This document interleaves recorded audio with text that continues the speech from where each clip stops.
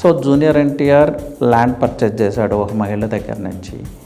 ఆ మహిళ అప్పటికే 1996 అప్పటి నుంచే 3-4 బ్యాంక్స్లో లోన్ తీసుకుందని చెప్తా ఉన్నారు.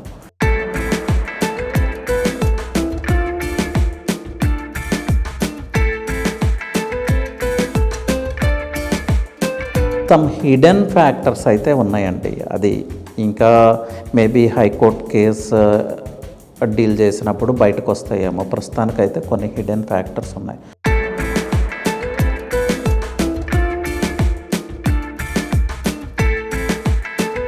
అయితే ఎన్కంబరెన్స్ సర్టిఫికెట్ విషయంలో అండి కొన్ని విషయాలు తెలియటానికి ఛాన్స్ లేదు. ఎలా అంటే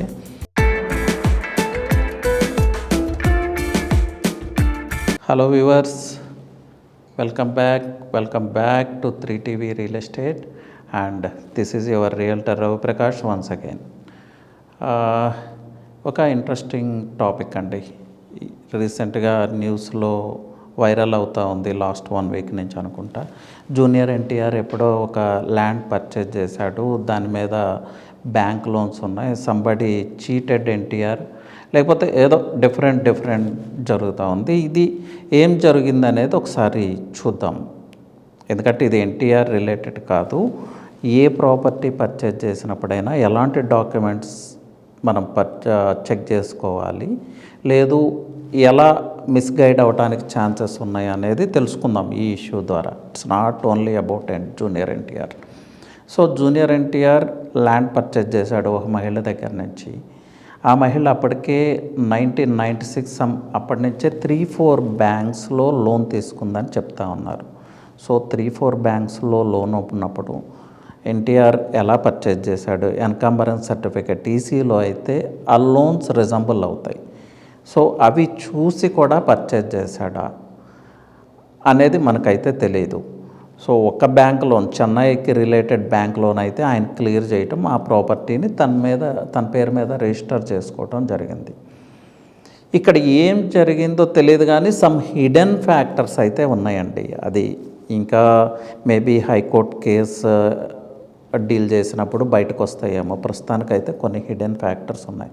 సో మనం చెప్పలేము ఇలా జరిగింది అలా జరిగిందని చెప్పడానికి స్కోప్ లేదు. జనరల్ ప్రాసెస్ అయితే టైటిల్ డీడ్ చెక్ చేసుకుంటాం, లింక్ డాక్యుమెంట్స్ చెక్ చేసుకుంటాం, ఈసీ చెక్ చేసుకుంటాం. సో ఇవి చెక్ చేసుకున్నప్పుడు మిస్గైడ్ అవ్వటానికి ఛాన్స్ లేదు. ప్లస్ లీగల్ ఒపీనియన్ తీసుకుంటాం. కానీ ఇక్కడ ఈ మిస్టేక్ ఎలా జరిగిందనేది తెలియదు.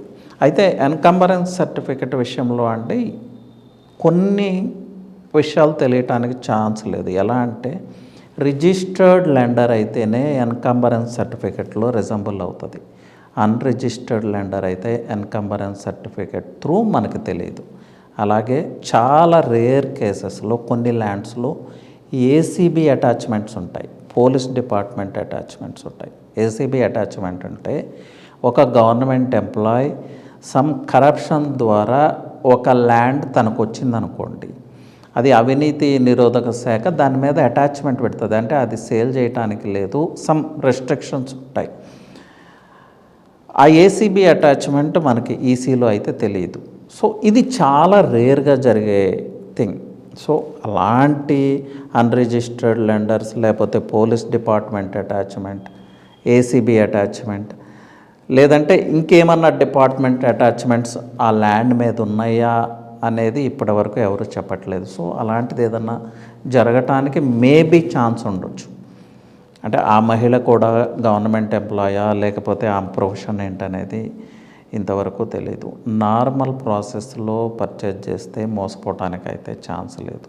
లేదంటే వీళ్ళ మధ్యలో సమ్ అండర్స్టాండింగ్తో ఆ లోన్స్ తర్వాత క్లియర్ చేయటమో, సమ్ ఎవరెవరిని చీట్ చేశారనేది మనం చెప్పలేము. కానీ సమ్ ఏదో ఆ డిస్కషన్స్లో వీళ్ళంతా ఒక మాట మీదకి వచ్చి కూడా ల్యాండ్ పర్చేజ్ చేసి ఉండొచ్చు, లేకపోతే మిడిల్ పీపుల్ కూడా మిస్గైడ్ చేసి ఉండొచ్చు. అది మనం చెప్పలేము. బట్ ఇంకొక ట్విస్ట్ ఏంటంటే 2013లో ఆయన ల్యాండ్ సేల్ చేసేసానని చెప్తున్నాడు. ఆయన ల్యాండ్ వేరే వాళ్ళకి సేల్ చేస్తే ఆయన కోర్టుకు వెళ్ళాల్సిన అవసరం అయితే లేదు కదా. Why he was going to court అనేది ఇంకొక ఇష్యూ. ఇక్కడ రికవరీ డిపార్ట్మెంట్స్ వాళ్ళది ఎలా ఉంటుందంటే, బ్యాంక్స్ది వాళ్ళు మిమ్మల్ని చీట్ చేశారా, మిమ్మల్ని మిస్గైడ్ చేసి ఆ ల్యాండ్ మీకు సేల్ చేశారా అనేది వాళ్ళకి అనవసరం.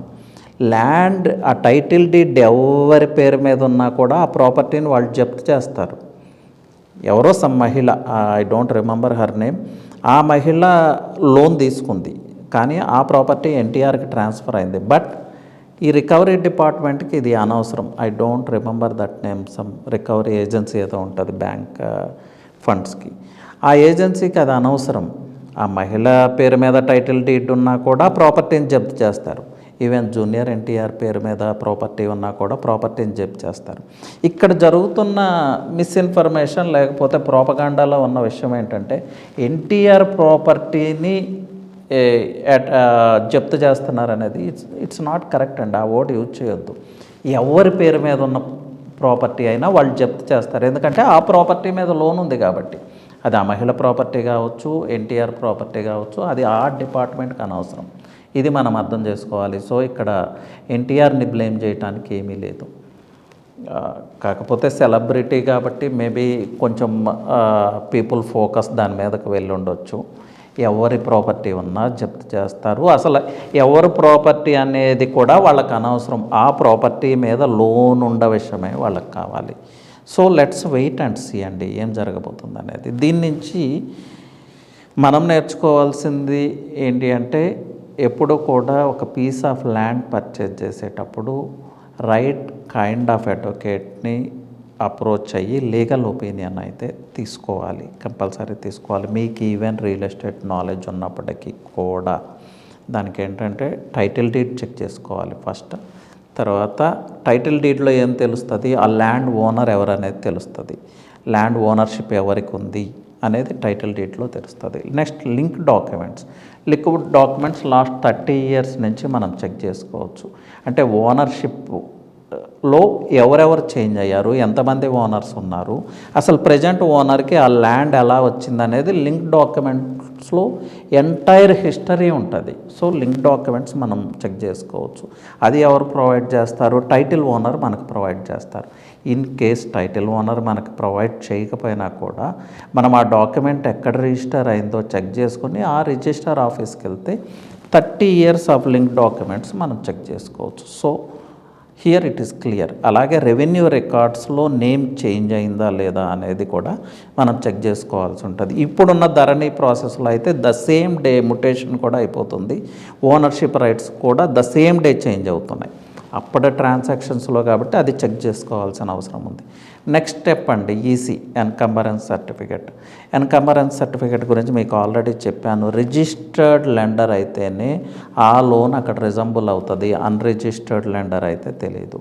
సో ఇది జాగ్రత్తగా చెక్ చేసుకోవాల్సిన అవసరం ఉంది. అలాగే ఏమన్నా డిపార్ట్మెంట్స్కి రిలేటెడ్ అటాచ్మెంట్స్, పోలీస్ డిపార్ట్మెంట్ కావచ్చు, ఏసీబీ డిపార్ట్మెంట్ కావచ్చు, దీని రిలేటెడ్ అటాచ్మెంట్స్ ఏమన్నా ఆ ప్రాపర్టీ మీద ఉంటే అది ఈసీలో తెలియదు.